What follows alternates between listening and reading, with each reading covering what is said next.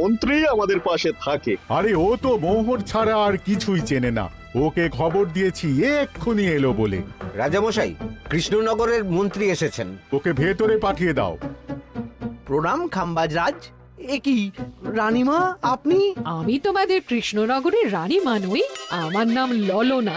আমি হরেক রকমের গলায় কথা বলতে পারি। এটা আমার আসল গলা। ওরে বাবা রে বাবা রে বাবা, আপনি তো প্রতিভার জলজ্যান্ত রূপ। একে আপনি কোথা থেকে পেলেন খাম্বাজরাজ? বেশ কিছুদিন আগে একটা যাত্রা দেখতে গিয়ে ললনার সাথে পরিচয় হয়। ওর ব্যাপারে সবকিছু জানার পরে আমার মাথায় একটা বুদ্ধি খেলে যায়। তাই আপনি আমাকে ডেকে পাঠিয়েছেন, তাই তো? একদম তাই। আমার একটা পরিকল্পনা আছে। ছলে বলে কৌশলে ওই কৃষ্ণনগরের আসল রানীকে কিছুদিনের জন্য বাইরে পাঠাতে হবে, আর সেই সুযোগে সেসব দায়িত্ব আমার ওপরে ছেড়ে দিন। আমি নিজের দায়িত্ব নিয়ে ললনাকে কৃষ্ণনগরের রানীর সমস্ত আদব কায়দা শিখিয়ে দিয়েছি। এখন শুধু আমি বাকি ব্যাপার নিয়ন্ত্রণ করব। এখন মহারাজ বাৎসরিক হিসেব নিয়ে ব্যস্ত, তাই রানীমা চলে যাবেন আর তার বদলে ঢুকবে ললনা দেবী। তাহলে আর দেরি কেন? আজ রাতেই বেরিয়ে পড়ো। আর যদি আমার পরিকল্পনা অনুযায়ী এগোতে পারো, তাহলে কিছুদিন পরে তুমি হয়ে উঠবে কৃষ্ণনগরের রাজা। আমার কত দিনের আশা। চলুন তাহলে। হ্যাঁ চলুন, রাজবাড়ির বাকি ব্যাপার যেতে যেতে বুঝিয়ে দেব। রানীমা কিভাবে কথা বলেন, কাকে কি বলে ডাকেন, রাজবাড়ির কোথায় কি আছে সব।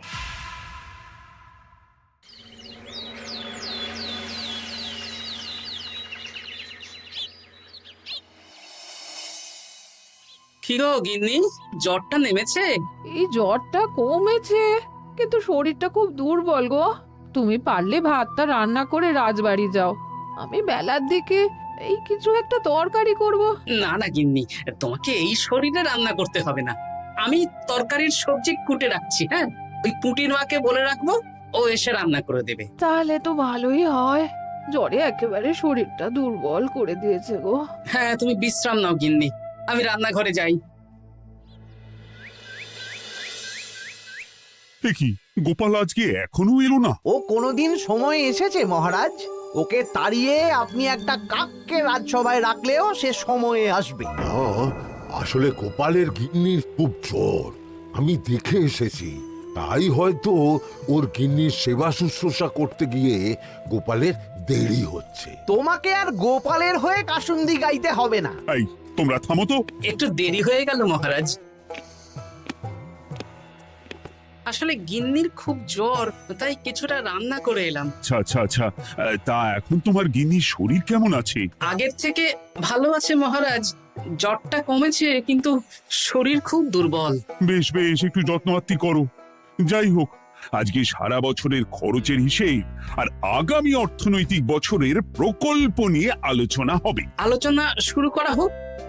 বিগত অর্থনৈতিক বছরে বিভিন্ন খাতে মোট খরচ হয়েছে 15,700 মোহর, আর বিভিন্ন কর বাবদ উপার্জন হয়েছে 22,000 মোহর। তাহলে তো মহারাজ ভালোই লাভ হয়েছে। এবার আমাদের দিকে একটু নয়ন মেলে তাকালেই হয়। সেসব তো দেখবই, কিন্তু তার আগে আমি মন্ত্রীর সাথে বিগত বছরের সব খরচ নিয়ে হিসেবে বসবো। হ্যাঁ, বেশিরভাগ দায়িত্ব তো মন্ত্রীমশাইয়ের কাঁধেই থাকে, তাই উনি কোনো হিসেবে জল দিয়েছেন কিনা সেটাও পরখ করে নেওয়া যাবে। এত কাজের চাপ যাচ্ছে কদিন, শান্তিতে ঘুমোতেও পাচ্ছি না। মন্ত্রী, তুমি আজ বিকেলে রাজবাড়িতে চলে এসো। বিগত অর্থনৈতিক বছরের হিসেবগুলো একবার দুজনে বসে মিলিয়ে নেব। আচ্ছা মহারাজ, যা করার তাড়াতাড়ি করে নিতে হবে। এখন দেরি করলেই এই বছরের প্রকল্পগুলো শুরু করতে দেরি হয়ে যাবে। মহারাজের জয় হোক। বলো প্রহরী, তুমি কি কিছু বলবে?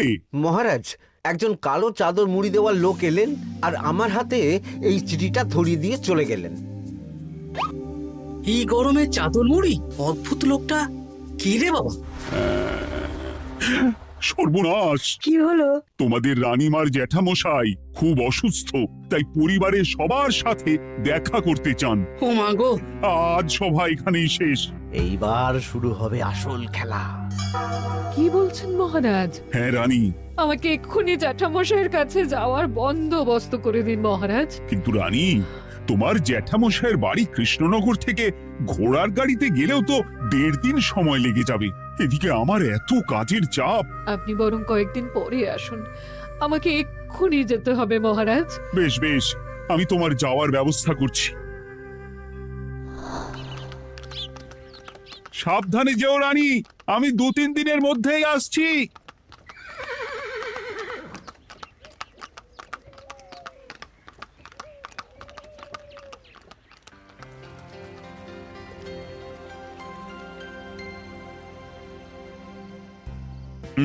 মন্ত্রী, বিগত অর্থনৈতিক বছরে আমাদের পাঠশালার উন্নতির জন্য কত খরচ করা হয়েছিল একটু দেখো তো।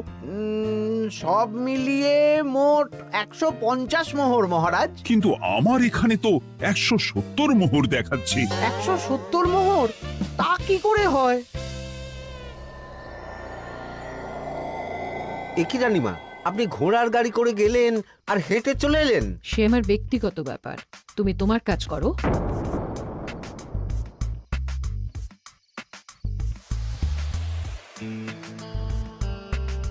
এ কি রানী, তুমি চলে এলে? আমার শরীরটা খুব একটা ভালো লাগছে না মহারাজ, পেটটা কামড়াচ্ছে। তাই সহিসকে বললাম ঘোড়ার গাড়ি নিয়ে জ্যাঠামশাইকে দেখে আসতে, আর আমি বাড়ি চলে এলাম। ও, সহিস এসে খবর দেবে, তারপর আমি আর আপনি দুজনে একসাথে যাব। বেশ বেশ, ঠিক আছে রানী, তুমি বিশ্রাম নাও। বিশ্রাম না, আমি একটু স্নান ঘরে যাব। পেটটা কেমন মোচড় দিচ্ছে।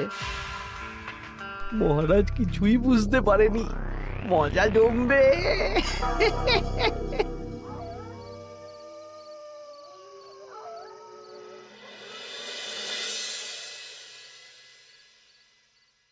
এ কি রানী, তুমি তোমার সব গয়না গাটি বের করছো কেন? আমার আর এই পুরনো নকশার গয়না পছন্দ নয় মহারাজ।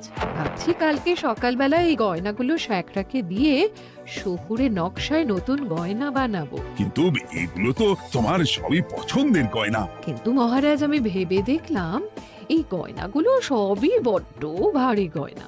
আমি শহুরে আধুনিক নকশার হালকা গয়না পরবো। এমনিতে জ্যাঠামশাইয়ের শরীরটা ভালো নেই, মনটাও ভালো নেই, ও, পেটটা কেমন মোচড় দিচ্ছে। আমি আরেকবার স্নান ঘরে যাব।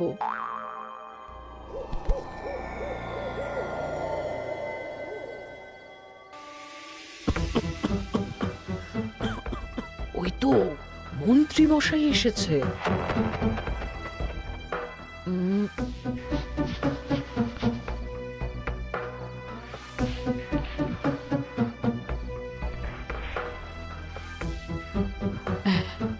এই রাজ্যে গোপাল আমার শত্রু।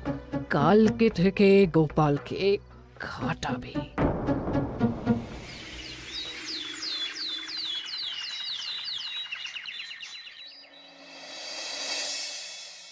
হায় হায় হায়, কি হলো রানী, কি হলো?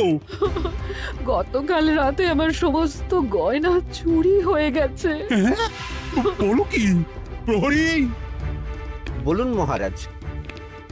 গতকাল রাতে রানীর সব গয়না চুরি হয়ে গেছে। তুমি আরেকজনকে নিয়ে এক্ষুনি খোঁজ করা শুরু করো। যথাজ্ঞা মহারাজ।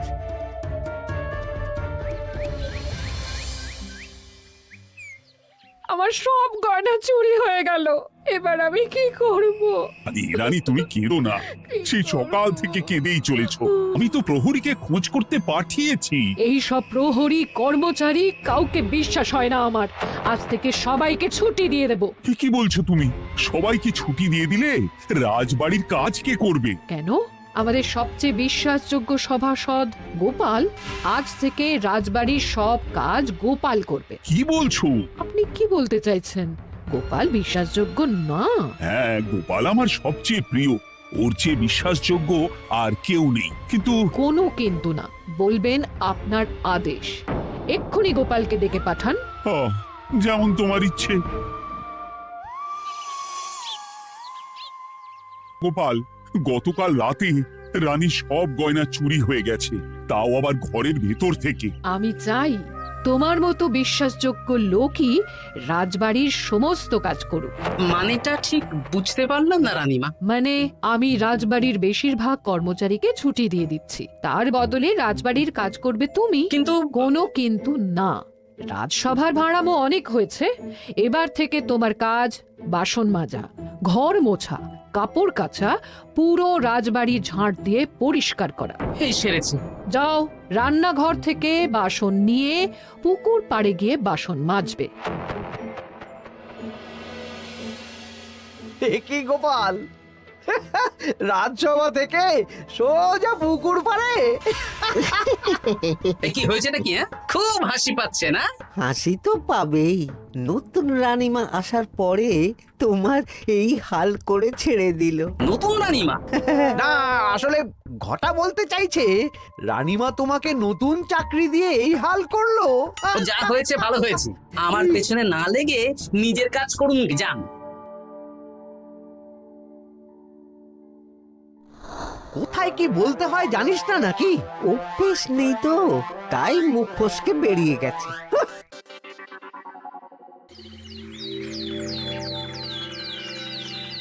রাজ্যে চোরের উপদ্রব বেড়ে গেছে, তাই আমরা কিভাবে চোরের উপদ্রব কমানো যায় সেই নিয়ে আজকে একটা আলোচনা করব। কিন্তু মহারাজ, রাজসভায় এখনো তো সবাই আসেনি। এই তো এসে গেছি। ওই রাজবাড়ির জামা কাপড় কাচ্ছিলাম। এ কি, গোপাল এখন রাজবাড়ির জামা কাপড় কাচে? হ্যাঁ, সেসব করতে গিয়ে আমার নিজের জামা কাপড়ই ভিজে গেল, তাই বদলে এলাম। মহারাজ, রানীমা ঘোড়ার গাড়ি করে এসেছেন। মানেটা কি? রানী তো রাজবাড়িতেই আছে। হে কি মহারাজ, আমি প্রহরীদের কাছে শুনলাম আমার মতন দেখতে কেউ রাজবাড়িতে উড়ে এসে জুড়ে বসেছে। মানে তুমি তো আগেই চলে এলে। কি কাণ্ড! এই কে? শুনলাম আমার মতন দেখতে কেউ এসেছে। ও আচ্ছা, আপনি। তা কি চাই আপনার?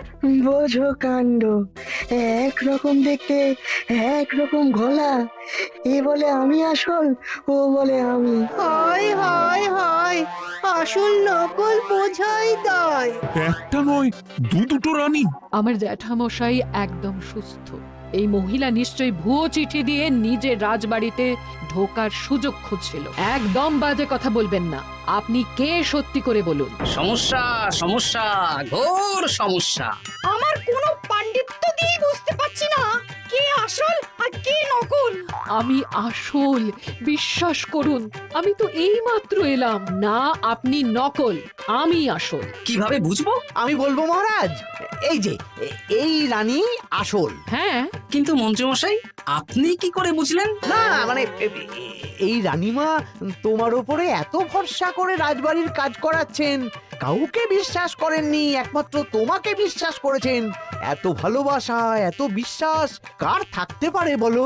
মানে গোপাল, তুমি রাজবাড়ির কি কাজ করছো? বাসন মাজা, ঘর মোছা, বাগান পরিষ্কার, অনেক কাজ করছি রানীমা। আপনার সব গয়না চুরি হয়ে গেল, তাই কাউকে বিশ্বাস করা যাবে না বলে ওই রানীমা আমাকে কাজে রাখলেন। এই ওই বন্ধ করে একটা উপায় বের করো। বেশ বেশ, আমি ধরে নিচ্ছি দুজনেই আসল। তাই আপনাদের দুজনকে আমি পরীক্ষা নেব, দেখব কে উত্তীর্ণ হন। তাই নাও। আপনারা দুজনেই তো সেনাপতিকে চেনেন, বলুন তো সেনাপতির আসল নাম কি? সনাতন সেন। আচ্ছা, আপনাদের বাপের বাড়ি কোথায়? বিজয়গড়। দূর দূর, গড়গড় করে সবই বলে দিচ্ছে। এভাবে হবে না, অন্য কোনো উপায় ভাবো। বেশ, সেনাপতি তলোয়ার দাও তো। দিচ্ছি। এই নিন, এই তলোয়ার দিয়ে মহারাজকে মেরে ফেলুন। আপনাদের মধ্যে কে মারতে চান বলুন। এসব তুমি কি বলছো গোপাল? মহারাজ আমার পতি পরমেশ্বর, ওনাকে আমি মারতে পারি? আমি স্বপ্নেও ভাবতে পারিনি গোপাল তুমি এই জঘন্য কাজ আমাকে করতে বলবে। আমি নিজের প্রাণের আহুতি দিতে পারি, কিন্তু মহারাজের গায়ে একটা আঁচড়ও দিতে পারবো না। উফ, খাম্বাজরাজ বেছে বেছে এক ধুরন্ধর নারীকে পাঠিয়েছেন, কোনো জবাব নেই। আমি বুঝতে পারছি না মহারাজ, এনাদের হাবভাব, কথাবার্তা, রূপ সবই একরকম। তবে যিনি ঘোড়ার গাড়ি চেপে এখন ফিরলেন, তিনি আসল হলেও হতে পারেন। আমি আসল, বিশ্বাস করুন। বললেই হলো? আসল হলে প্রমাণ করুন। বেশ, আজকে আর মাথায় কিছু আসছে না, আমি কাল আসবো। ততক্ষণ আপনারা দুজনে রাজবাড়ির দুটো ঘরে থাকুন। কি ছক মারিতে পড়লাম রে বাবা।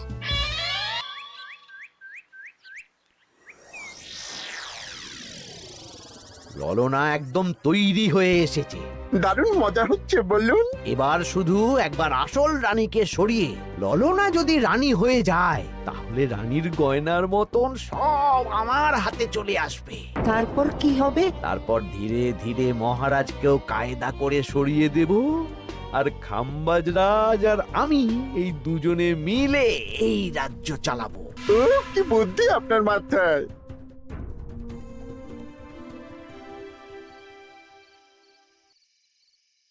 বলছি শোনো না, আমার শাড়িটা একটু ছিঁড়ে গেছে গো। তুমি বাজার থেকে কালকে আমার জন্য একটা শাড়ি নিয়ে আসতে পারবে? হ্যাঁ, আচ্ছা বেশ, নিয়ে আসবো শাড়ি। শাড়ি শাড়ি শাড়ি, এই তো মাথায় বুদ্ধি এসেছে। কাল নয়, আজকেই। গোপাল, তুমি কিছু ভাবতে পারলে? মহারাজ, আপনার দুই রানীকে ডাকুন। আমার তো একটাই রানী। ওই হলো মহারাজ, আসল নকল দুজনকেই ডাকুন। কই গো, একটু বাইরে এসো। বলুন মহারাজ, আপনি ডাকছেন? আচ্ছা, আমি দুটো শাড়ি নিয়ে এসেছি, লাল শাড়ি আর নীল শাড়ি।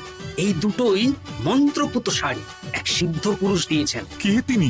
না, সেসব এখন বলা যাবে না, তবে এই শাড়ি দুটো একটা একটা করে ওনাদের দিয়ে দিন। এবার আমি এই শাড়ির বিশেষত্ব বলি। হ্যাঁ বলো গোপাল, বলো। আপনারা দুজনেই আজ রাতে এই শাড়িটা পরবেন, সারা রাত পরে থাকবেন। এই শাড়িগুলো 12 হাত মাপের শাড়ি। আগামীকাল সূর্যোদয় হওয়ার পরে যার শাড়ি 4 হাত কমবে সেই হবে আসল রানী। আচ্ছা বেশ, তাহলে তোমরা দুজনেই এই শাড়ি পরে থাক। কাল সকাল সকাল রাজসভা বসবে, তখন তোমাদের শাড়ি গোপালের কাছে জমা দিও। আচ্ছা। আমি যে নকল সেটা বুঝতে দেওয়া যাবে না। কি করে এই শাড়িটা 4 হাত কেটে ফেলে ওই দুফল কাটার ছড়ি কেটে ফেলো।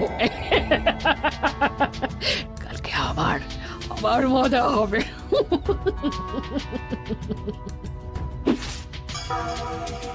হে ঠাকুর, রক্ষা করো ঠাকুর, আমার শাড়িটা যেন 4 হাত কমে যায়। ঠাকুর রক্ষা করো।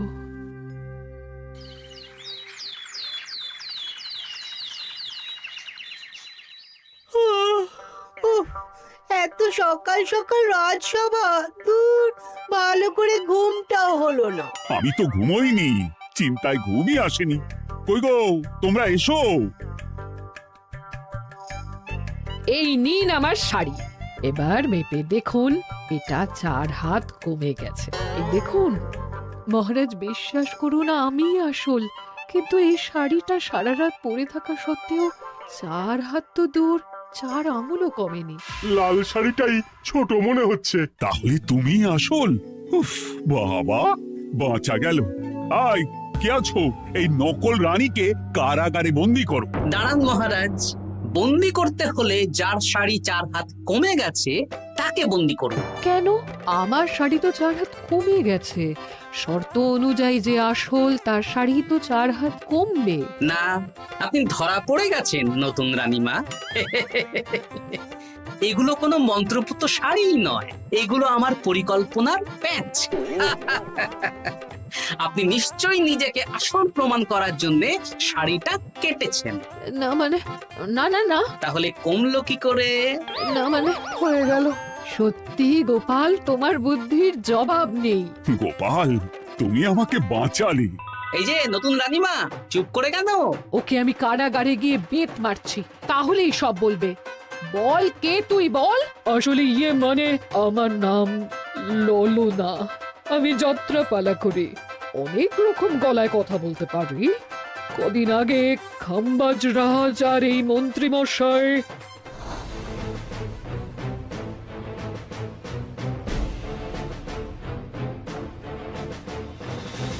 বাহ বাহ বাহ বাহ বাহ, এ তো দেখছি ললনার ছলনা।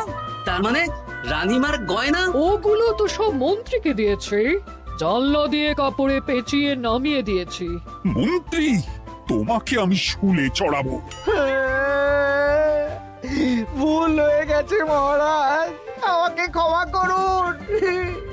প্রাণে মারবেন না, সব গয়না ফেরত দিয়ে দেবো মহারাজ। তুমি শত্রু রাজ্যের প্ররোচনায় এত বড় ক্ষতি করতে চেয়েছিলে? ক্ষমা করুন মহারাজ, ক্ষমা করুন। সেনাপতি, মন্ত্রীকে 1000 বার বেত্রাঘাত করো। আর এই ললনার কি হবে? আমি অনেক দিন ধরে বাড়িতে একটা কাজ করার লোক খুঁজছি, ওনাকেই পাঠিয়ে দিন। আমার গিন্নি শুয়ে বসে থাকবে আর উনি খাটবেন। নয়, হ্যাঁ, ললনার ছলনা ভেস্তে গেল।